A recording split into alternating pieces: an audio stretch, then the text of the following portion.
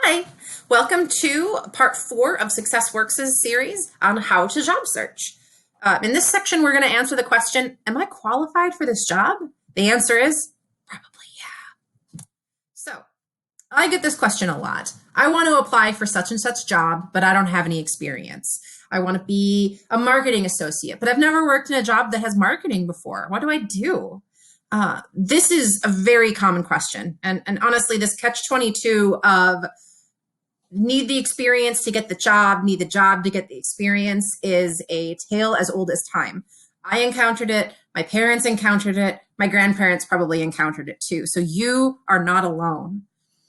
So we're going to talk about how to tackle this question, but I want you to remember some things while we're walking through this. Remember, you're a college student. You're not an expert in your field yet. You're studying to become an expert someday. And employers know that you're still developing your resume. So what we're going to do with this section is to show how we can take potentially unrelated experience and make it relevant.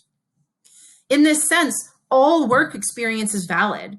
You worked a part-time job at Culver's over the summer, that counts. You volunteered at the Humane Society and walked dogs, that counts. We're going to show how we can transfer that experience over, and actually transferable skills is the term that we use for this concept.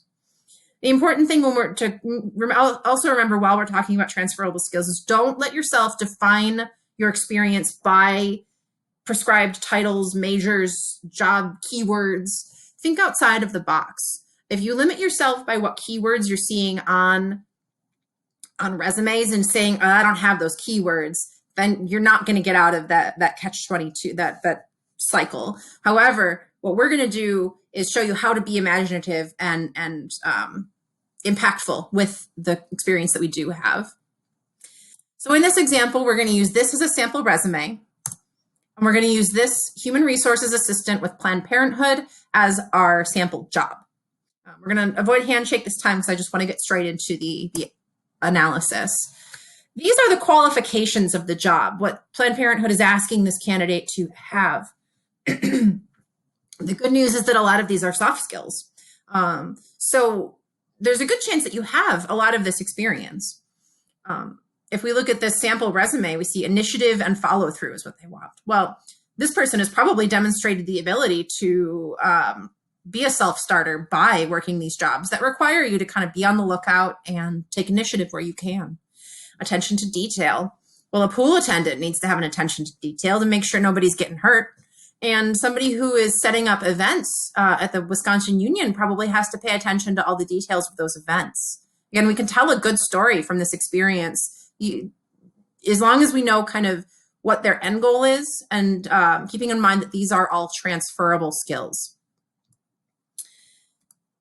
The other section of the resume that we talked about in part 1 is the hard requirements that they list. In this case, this is students often get tripped up with the sentences like this. They want 5 years of related experience from which comparable knowledge can be acquired. Well, I'm a student. I don't have 5 years of experience. I've only been in the workforce for 2. What am I supposed to do? If we read the rest of this, they say they want a bachelor's degree, and 1 year of related administrative HR experience. Well, you will have a bachelor's degree as a student, and related HR experience. You know, this person has trained bartenders twice in 2 different jobs, which is HR, coordinating people, being aware of what they need, and making sure that all the logistical support things like time cards and paychecks and things like that are being handled behind the scenes. This resume probably didn't actually handle things like cutting paychecks and things like that, but certainly they have enough exposure that they can justify being aware of HR needs. Additionally, this admin experience includes things like planning events, taking inventory, doing back office paperwork. HR is a lot of paperwork. So this is how researching our job descriptions to know what specific HR duties we can tie our experience to. Nothing on this resume says HR, but I think we could make a pretty strong case for why this person is qualified for this position. And even if it's a little bit of a stretch, it's worth it to ask the question. Above all, as you're doing this transferable experience practice, this exercise, remember that you should try to be bold, be daring.